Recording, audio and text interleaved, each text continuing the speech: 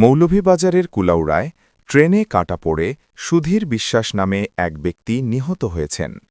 শুক্রবার ২৭ মার্চ সকালে উপজেলার আলালপুর এলাকায় এ দুর্ঘটনা ঘটে।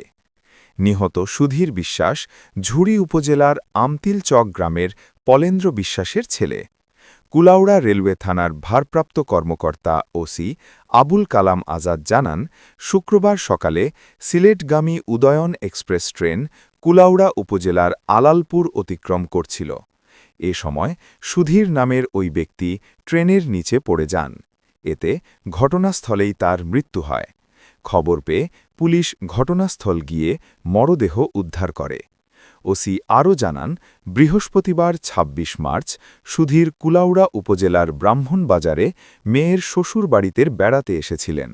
শুক্রবার সকালে বাড়ি ফেরার উদ্দেশ্যে বের হয়ে এ দুর্ঘটনার শিকার হন।